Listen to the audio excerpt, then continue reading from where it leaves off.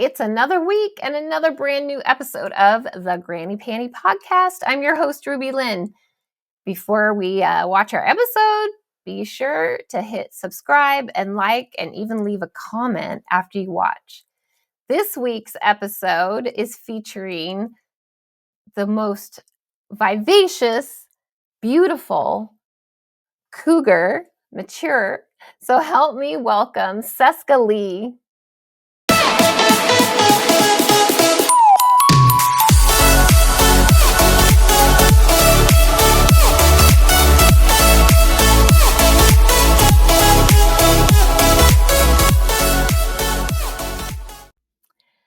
Seska Lee, I am so excited to welcome you to this week's episode of the Granny Panty Podcast. Thanks for coming on. Thanks for having me. I'm so happy to have this conversation with you. I know. I want to deep dive and see what big projects you've got. I want to talk about Cougar Crusade and what that is. And yeah, the list goes on. Okay. So I had the fortunate time to actually create some content with you earlier this year. Yes. And some of my top selling girl stuff, mine too. They love to see the mature ladies. Yes. And it's rare to see two truly mature women together, not just two people who are 30 who happen to be, in a studio scene being called. And, so we actually are over 40 and in fact, over 50. There you go. And I love that. I had such a good time. Me too. Making that content. And yeah, so here we are. I want to start off by talking about how did you get into the industry? Because you've been in this industry for, 20 something years now? Over 25 now. And the way I got in, and we have a similar background in that we come from swingers, lifestyle situation. And so, though I was in my 20s and my then husband and I were interested in swinging, but we were just exploring it. Of course, the world was very different than in Canada. Swing clubs were all off premise.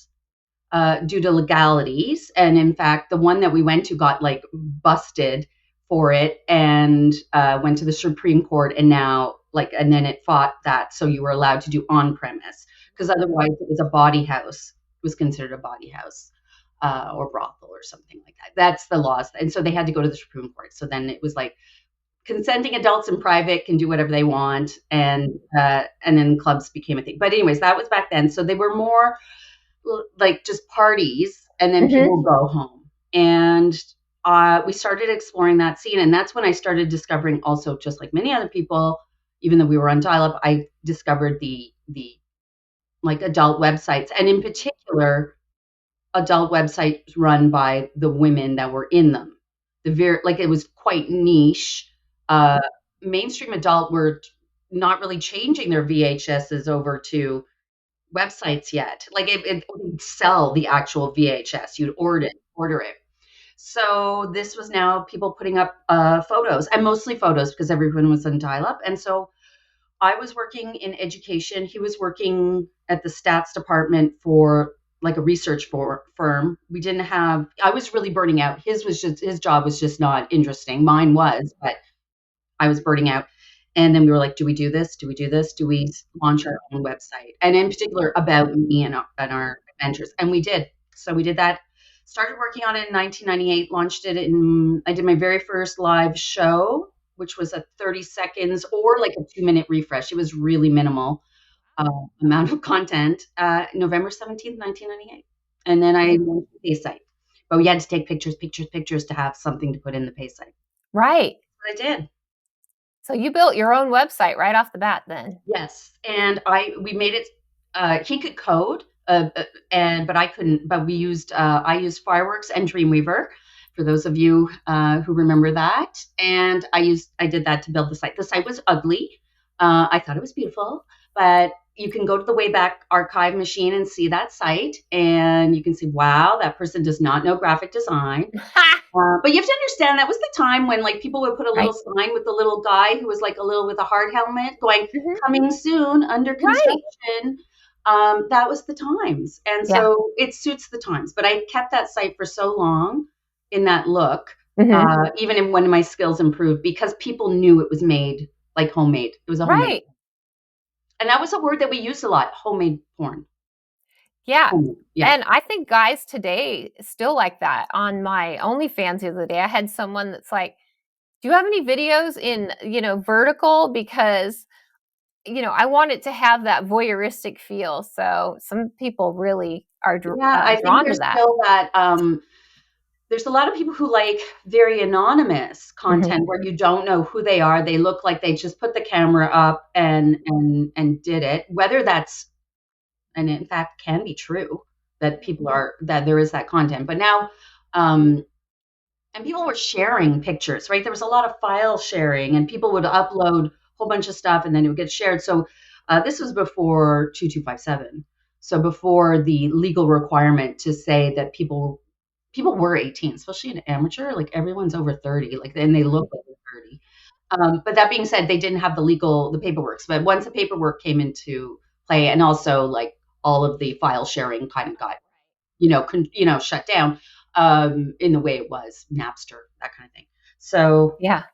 yeah, I think there's still a market for it, but now we have to be like a lot more conscientious about the legal paperwork. Even if we Yeah. were operating in legal terms of 18 and over, we now have to really prove it, document it, store it. Times have definitely changed. So once you start doing that, you kind of also want to improve your content. You want better lighting and you Right. want Right. to do those things. So I think it's part of just the creative process of doing something for so long. You end up going, Mhm. I would like to do something, with, two angles, Right. Right.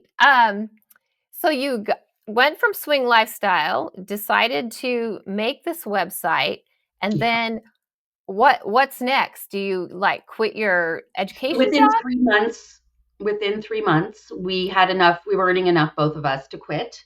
We also Wow. were discovered within 3 months.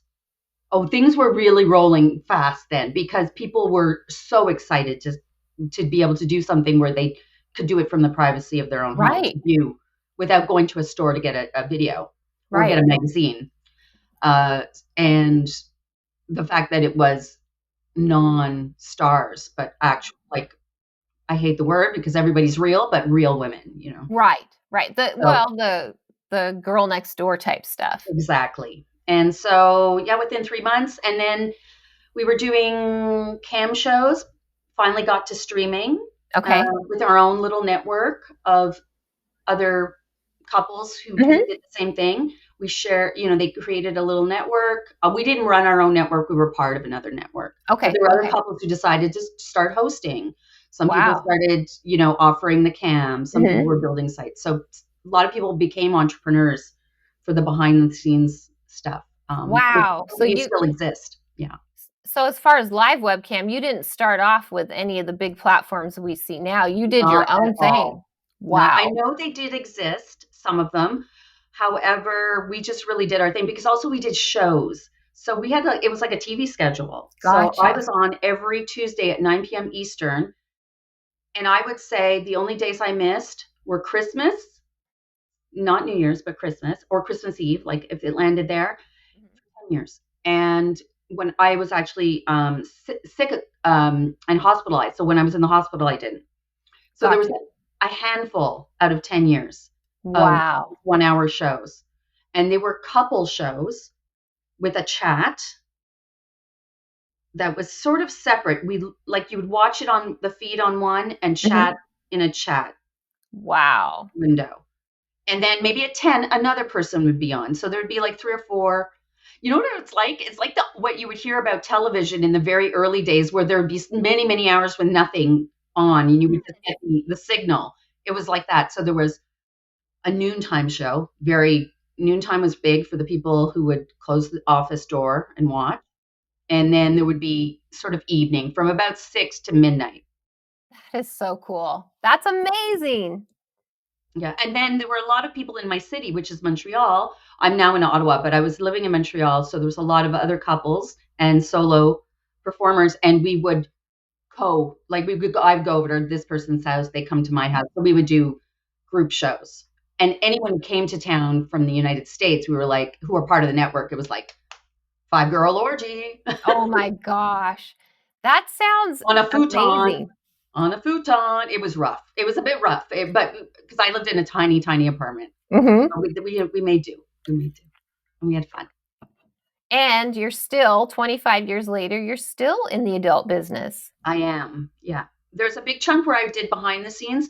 So after there's like two slumps. There was the 2257 caused a lot of like billing companies to go under and Oh, I and a can whole bunch only of and the imagine. MasterCard Visa fee that we have to pay. At one point we didn't have that like sin tax. And then when that came into play, that was really difficult. That was an obstacle, 2257 obstacle, getting all our paperwork in order. And then the recession of 2008 and all of the pirated content on tube sites, that really we took a beating. My marriage did not last through that. I don't think it was the only reason, but I was with him for 17 years nearly. But so in 2010, I separated, tried to keep running the site alone, did not like doing that at all, and decided to retire. And I started just blogging, just posting pictures, old pictures of me, as well as the affiliate programs. So I did that. I ran websites for other people, did that for a number of years. And then I did a comeback. I came back in 2020. Oh, Not amazing. because of the pandemic. I had decided the year before, like 3 months before. And unfortunately, I wish I had started like 2 years before because then I would have like, I was learning so much in 2020. So much had changed. Wow. So then so from 2010 to 2020, in those 10 years, you were doing the running other sites and that kind of thing, not Exactly. performing. And I did a few like civilian jobs. I managed a restaurant and did a ton of burlesque. That was where I was like getting all of Oh, my that's where my passion was. So I was like building sites for all sorts of different people, adult and non-adult, like all the little indie kind of sites, little businesses, right. actors, bands, things like that. Really basic sites when they just needed a sort of a calling card.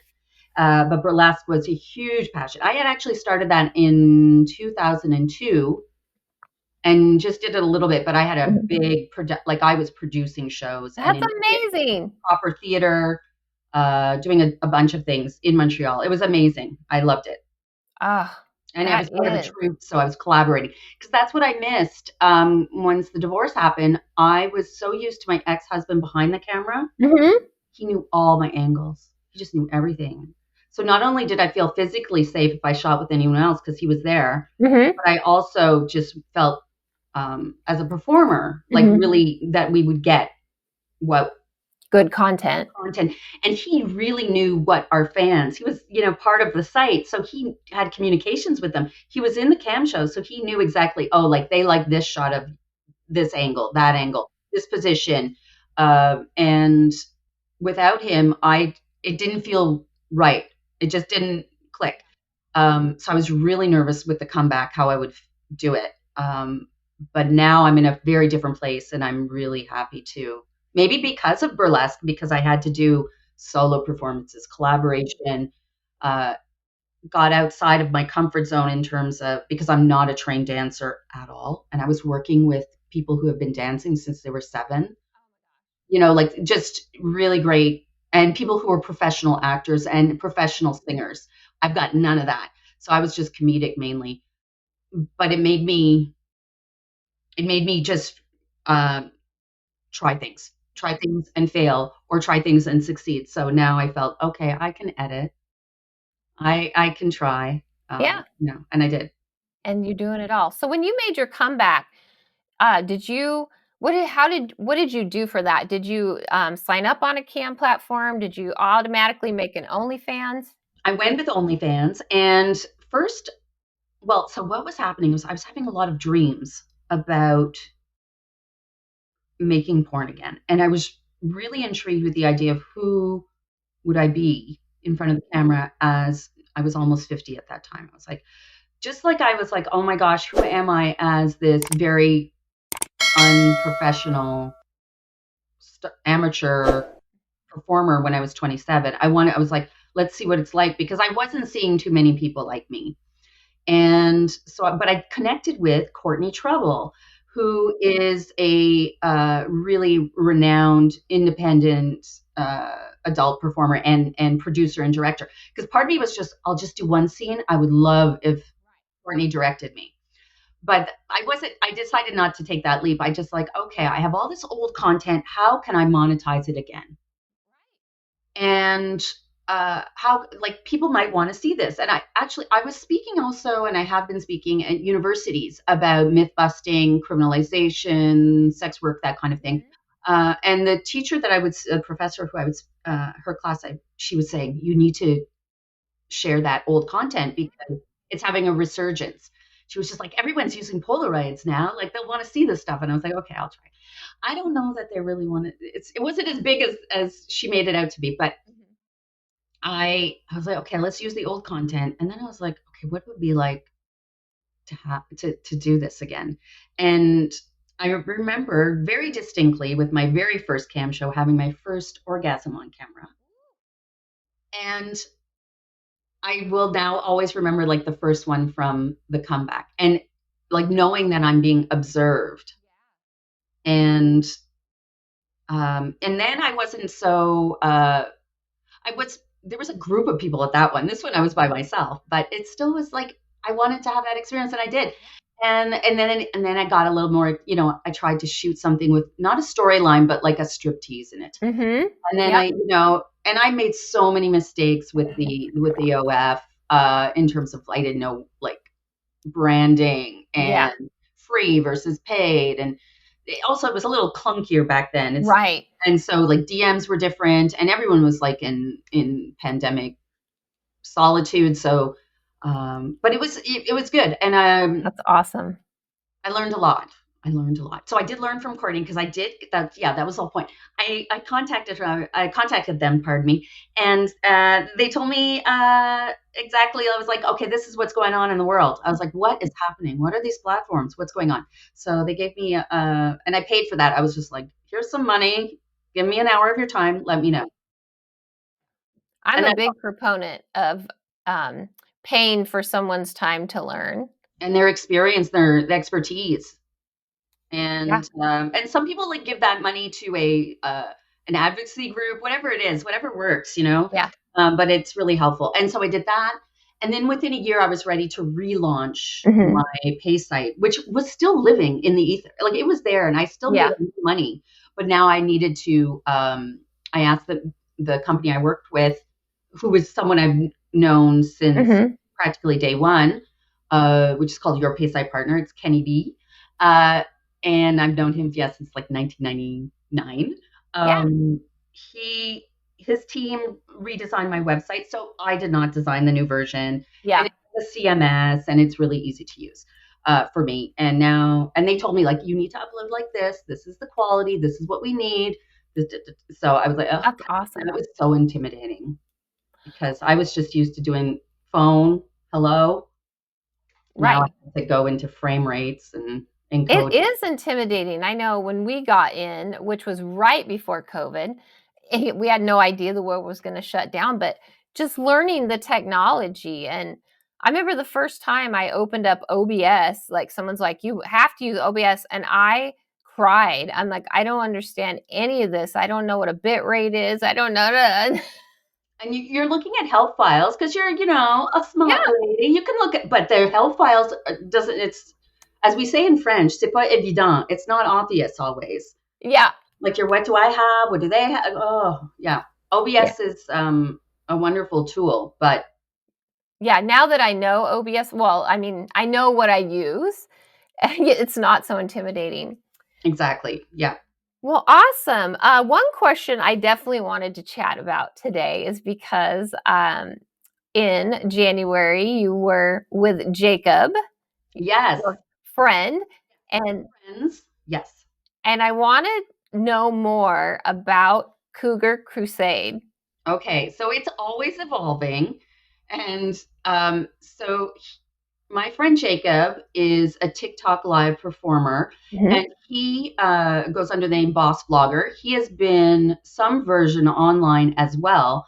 He used to like run a blog when he was a taxi driver. So he wrote all about all the behind the scenes, a nighttime taxi driver. And his big thing was like, I will always get you home safe. You know, he was a really because whoever's out at night is can be pretty rough.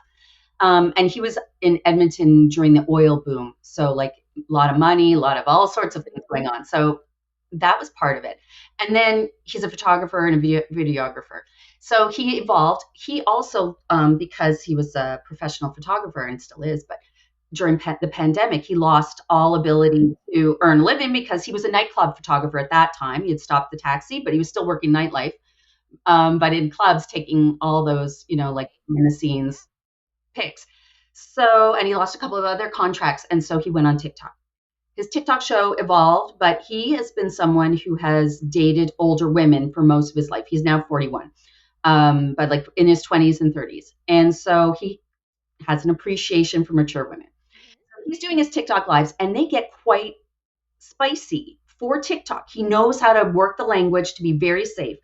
But it is a way because a lot of women don't know or choose not to access adult material other than books.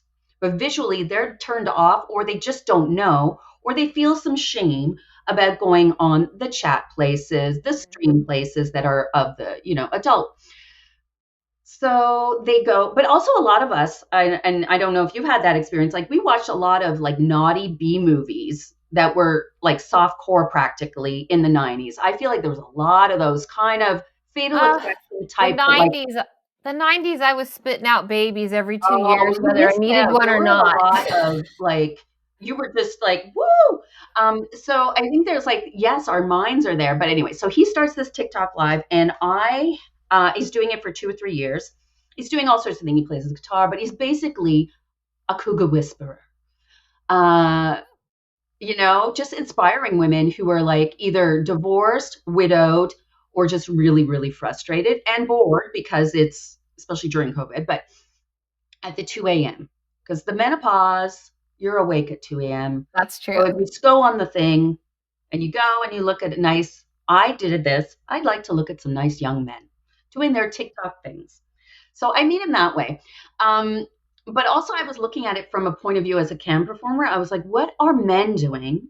So I could learn from a very different kind of performer what they do, see if I take anything from it. So that's a little bit how I came across him. So when I find him, he's having a conversation. He would have call ins with women. And his first question is, when was the last time you had sex? And women confess. And so he has a little sort of podcast called Cougar Confessions. And I was like, I'm going to call. I'm going to call. I'm going to get. And then I went on and talked, basically told the story that I've told you. And then we hit it off. We became friends, briefly lovers. That didn't work out, but we were better as friends and also as uh, collaborators because we both love performing community based things. So the Crusade came up as a name, like we were brainstorming on a whiteboard, and then we were like Cougar Crusade, then we were like Cougar Cuisine, Oh my uh, gosh. Cougar Cookout, like Cougar off the couch, like all sorts of things, like Cougar Crafting. Like Oh we my think gosh. cougars should have everything. And the Cougar Crusade for me is not just about older women meeting younger men for pleasure, but it's about taking that energy and doing whatever the status quo says we're not allowed to do. Gotcha. And a big part of that is taking up space online. And in particular, TikTok is a very youthful app. Maybe less so now. I feel like there's something for everybody on that. But I want, like, what could that look like? And I was like, I want to be on it. And right when I met him, I was dancing on TikTok, like doing these like workouts. And within 3 weeks, I was shadow banned, and I went from like thousands of people in my room to 2, 4. So that was very discouraging. And it was around the time I met Jacob. So I was like, okay, how can I be on TikTok and communicate with my peers, which are cougars, because I do like the younger gentlemen, and they seem to like me, certainly in Cam. So that's what it is. We were starting to do these events. We had a really huge one planned for next week. Unfortunately, the Hurricane Oh, Barrel in Houston has made us okay. I cancel. was going to We're ask you about really, that. really sad. We're really sad. The organizer was another viewer. She was organizing this because she wanted to give back to the community. We are going to do self care. We're going for spa treatments, and Jacob was our special guest as our like the TikTok special guest, and he was going to do photography as well as show his tips and tricks for lighting, because a lot of women want to get online, and then just learning a little bit of lighting, all of a sudden you look fantastic, and then you feel fantastic, and then you're yeah, that's it's on hold now. It's really sad. And like literally happened within 3 or 4 days. We had to call it. We had to call it. And so I don't know when and how that will come again. But I love the idea. Oh, because the other thing is we were going to have a gala dinner with men serving us. Oh, I like it. We're getting like the sexy men of what are they? Oh my gosh. The Thunder Down Under guys. Yes, but there's a special group that are out of Houston, and so they were going to do that, and they were going to do a show for us. So I was like, I was going to come with my singles, my ones, but I love the idea of like hunks serving us a nice dinner, and it was just a way to be kind of a little playful, flirty, safe, because we organized it, and people could and dress up because a lot of people don't Right. dress I up. love to dress up. Yeah. Yeah. So I wanted to invite you too. I was like, oh, we need like if we were going to expand, I wanted to invite other like empowered women to also speak to their experiences, because a lot of them, like us, have one chapter of life. We're doing this career, and now they're going on to another career, or main this kind of relationship, that relationship. There is an incredible thing that happens for women in their 40s and 50s, which is next chapter. Next chapter is happening. Absolutely. Yeah. Yeah. I And totally agree. they don't all have to be like us and go, full OF, but they can, if they want to, there's so many other options and ways to be sensual, It's sex. so funny because you mentioning that, like I can already, my brain is already like, oh my gosh, I could talk about this, I could talk about that, because I mean, I have a lot of life experience. Some of it wasn't always great. Exactly. And especially if like it's people who have grown children and they're trying to like That's find me. an identity now that they are adult with an adult. That's a Hmm. huge transition. We Right. hear about it. For the ones who do like dating younger, a lot of their friends are very judgmental, and they lose. Oh, And heck so yeah. we have to bond together. And then the ones who are like, not for me, but you go, you do it. I love this. And some people are happily married and they just like to look a little eye candy, and that's like Yeah. their fun way, or have some flirty banter, little things like that. Hmm. My dream goal, and it just hasn't happened, which is more to transform these women into actual like clients like viewers, paying consumers, and feel Oh, ashamed to go enjoy a cam show, yeah. and enjoy visual entertainment.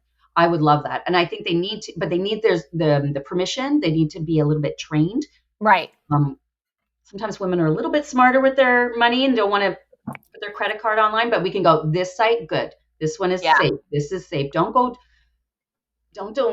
give, because unfortunately a lot of them have been catfished as well Sure. by people who really catfished um, by guys on TikTok. So who I are see it all the time. I see it in the news, or Dateline or something, where exactly women in their 50s, lonely, not sure exactly of their identity, inside them. Some guy on Facebook messages them, and it's there's always there's a too many pilot. He's stories. American living in Ireland. They use the same photos, the Yep. same stories. Yeah. It all of a sudden needs money. They have no money for their surgery. Yes. They have money somewhere else. Please send me Apple gift cards. I know. But yeah, you hear about it all the time. I just saw one the other day where this woman's adult children, or I think the woman actually unalived herself because she was in so much debt from being scammed. And Right. these were the adult daughters talking about, like, how did this happen, Yeah. So the community that was built around Jacob's show ends up sort of watching, and sharing those stories. So you can, if you one person is brave enough to go, I was catfished, then they get to message each other and get to know each other a little bit Yeah, that's that way. cool. That is so cool. You guys really have built a community, because I follow it closely, pop into his live sometime, and yeah, you have really built. Yeah, we've definitely had a roller coaster because of experiences. Just like um, some people want a little bit more from him than is reasonable, and they read between lines that they read something that's not there. And so we had some backlash, which has been really fascinating. Backlash also has gone towards me, which has been bizarre. The things I've been accused of, that I'm he's my puppet. You met him. That dude, I'm not his puppet. Yeah, I was gonna say he has a very strong personality. I can't imagine him, being walked over or controlled, and No, in any way, shape, or no. form. I would totally get him on OF if he listened to me, but he's like, and he doesn't even need to show it all. But I was like, go to OF so you can have very clear exchanges and charge for them. And he's like, no. Like, I just like doing my lives. I like doing my lives, and that's better. It's better that he does what he wants. Like that's Right, the for thing, sure. right? When we have Because any performers come to us, right? and you know what they say, if you take, like, your hobby and make it a business, then you end up hating it, Right. or resenting it or burned out. So Yeah. yeah, and I just was talking to someone when I did a different episode the other day, about, if it's not fun anymore, then it's, time to get out. So, Think so. That's what happened with me. Like it was just so hard in the late like 2008. It was really, really difficult. And it's not that was used to it being easy, but things were changing it so was a much. transition period. Yes. And the way in which I made content then was very much this is me, enjoy it or go, like take it or leave it.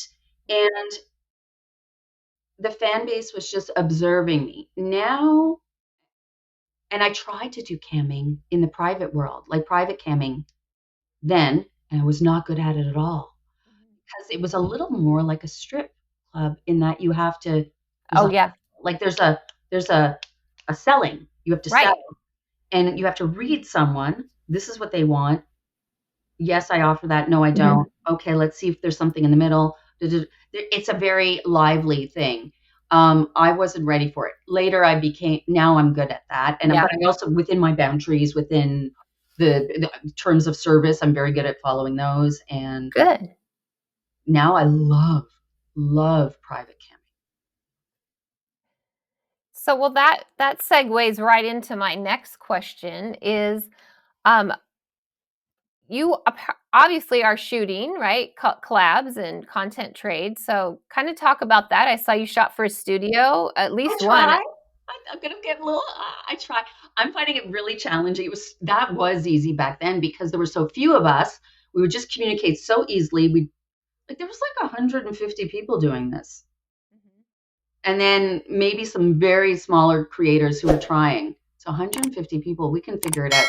Now there's thousands upon thousands, and so it's like figuring out who's who, where, and how.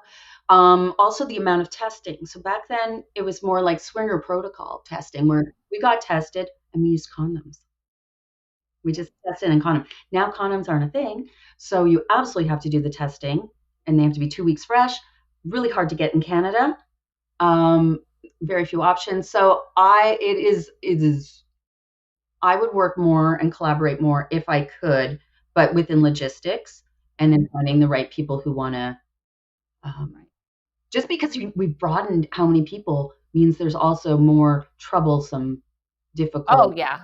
dangerous people. Like there's some people who are just trouble, Yeah. and then there's some people who are dangerous. And I, who to believe, what to believe, and so it's a little tricky. And so I'm just dabbling. The studio scene was for Wasteland, so I've known Wasteland since '99 because I did a photo shoot with them in Montreal, and so I've known Colin and Angie since then.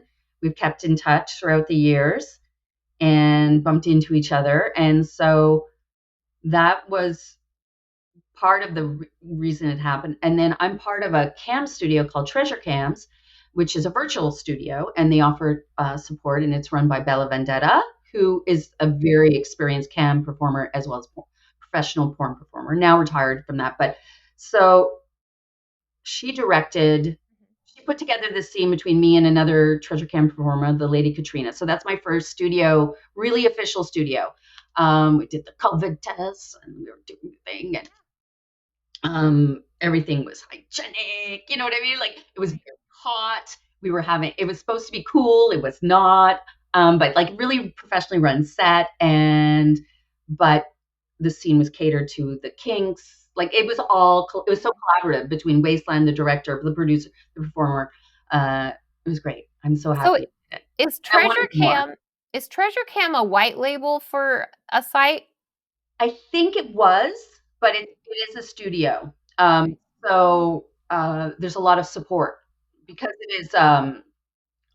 it's not just a cut for the Mhm. promotion and Okay. the traffic. It also is resources of all the lots of little known secrets, I suppose, um, for how to and she caters to like you, like she'll look at you and go, okay, what do you like to do? Okay, this is what I see for you, what do you Gotcha. think? Yeah, Okay. so there's a lot of personalized attention. You get as much as you give, but she gives, like, the onboarding process is really great. And I knew her from like the alt site worlds, and when I was ready to cam, I was like, I tried a little bit on my own, and I was like, I don't know what I'm doing, this is different. So um we got me really quite doing quite well, and then I was sick. I had cancer, so couldn't really camp so much. Right, And now right. I've been like slowly coming back from that. It's taken me a long time to get back, and I'm like, you can tell I'm hyper today. I am feeling so good. Hey, that's Is back. awesome. Like when you saw me in January and then in May, I still hadn't had full diagnosis. I had um, yeah, of like why I was feeling so bad. I was Uh-huh. so out of it, and now everything's, yeah, I'm so glad. I'm so Well, glad too. perfect. My next question was, tell us about, besides the Cougar Crusade stuff, for you in this business, do you have any big projects coming up? Releases? Are you working on something? So right now, I'm just trying to get like back to my full time version of full time hours, just about 20 hours a week camming. And I really want to get, that's my summer goal. And then after that, it's a lot of my goals are really production oriented. They're not output so much as getting everything back in place. Uh, and improving sort of my marketing side, the affiliates. I have some affiliate opportunities, which means I have to have like nice content packages to give them. And and I feel like once that takes off and other people are promoting me, that's going to be really nice. I already have a little bit of that going on, but now I want to bring it to the next level. So it's getting the affiliate side of things going. I don't know that I want to travel so much it didn't quite pay off the way I thought it would. Um, I did have a wonderful time. Well, I had a great time shooting with you. I did a very small little trip to Las Vegas, had two fun independent collaborations, and I shot with Queer Crush, Yes, who I yes. highly recommend anyone who is bi or lesbian. That was another that has not been released, so I don't know when that is coming out. Um, that'll be really exciting because it's been a bit. It's been since February. I know. I feel like it was not too long after It was February, XBiz yeah. LA. But they, I, they the scenes are they have an interview component, they have the behind the scenes, they have photos. So I think it's a lot of there is production. Even though it's a non-directed scene, it's just going for it. And it was really interesting because I just met that woman. All of a sudden, her name is escaping me. Oh my gosh, I'm picturing her. Oh my god, I'm having like a menopause moment. In any case, I'll send it to you so we can add it because worth it. Yeah, it was really just really fun to do that. So I'm glad I did that. I shot with the youngest woman I've ever shot with there, and that scene was she's 24 and I'm 53, and it was very. We could feel our age difference, but it turned out to be a really hot, real, sexy scene. But yeah, she joked. Cool. She told her girlfriend that I definitely text like a Gen Xer. Oh, So nice. I thought that was adorable. I don't know exactly what that means. Probably it means dot dot dot. Did you hear that? Or instead of spelling out your, you do the you I are. think I use actual sentences. Yeah. Yeah. Yeah, there you go. Yeah. Well, awesome. So we got some scenes Some coming little out. things coming out, but nothing. I mean, there are. I would like to collaborate more. It's about finding that an opportunity where I don't spend so much on the travel because traveling from Canada is quite pricey. So um, it's not Travel's for lack of expensive. desire. No, travel's expensive. I mean, last year we slash I traveled a lot. This year we had to cut out exoticas. It's like the ROI for exotica is just not there because we're on the, as far as West Coast as you can get in Right. Portland. There's nothing on the Western United States. Like I feel like all the stuff is Is on the the East Coast. Yeah. That's So the yeah. issue as well. It's like if I get over there and then with the flights, but it's not for. So the fans want this from me. I know they want this for me. However, and I want it for me too. They want a lot of group scenes too, and group scenes are not as easy to put together as they used to be. Um, Right. so There's a lot of coordination. yeah, so it's not because I'm not like Right. wanting it, but it is an issue of travel and cost. And if I when I put the money, like I try to crowdfund it, Mhm. even they look at it and go, no, no. I'm like, well, Right. it's not a magic. I can't just. We have no transporters yet. Yeah. No, it's gotten very expensive. Definitely, analyzed travel a lot over the past year. And I tend to be going to LA. I do. I feel like every month or a month and a half. And for the return on investment, that's where I get the biggest bang. There you go. You find the spots. There's some people in Montreal, and I'd like to explore the Montreal scene, which is only a 2-hour drive from me. Mhm. So I shot with one young man there who was lovely, lovely, and he's like punky and anarchist, but the sweetest, gentlest, like, and it was so like it was really hot content. I remember going like, I was so happy, like, and I was like so happy that that's still available to me. I get sometimes worried, like either am I too jaded or will I meet someone who will understand that I don't want to fake it. I don't want to go through the motions either. So he found it, like, and I was just like, Seska taught him, or, yeah, no, he has an he off. already knew it. I think he's like the right kind of SLUT, you know, I like it. an I like ethical it. one. Well, where can people find you? Let's do your shout out. I'm working on a little portal site, so it is very safe for work. It's got some pretty pics. TheRealSeska.com, and then you can find all my links through there. I am on X. I'm on IG, TikTok. Under the Real Seska as well. It's kind of a play on name. I needed a longer username when I started camming because Seska is 5 characters, and they wouldn't accept 5 characters. And people have used my pictures to catfish before, and like in really long term ways. Someone, they dated me for 2 years online dated me. I was like, that was not me. I was like, video call, dude, video call if you think it's me. Um, so that's a little play on that. And also I look different because I'm 53, I'm not 27 anymore. And So you have, I told you this, I think, when we shot, you have the most beautiful head of gray hair. thank you. If Thank you. I I keep guess telling my hairdresser, she was she was getting a little dry. But you have nice short hair. You can do the same thing. It'll always be healthy. yeah.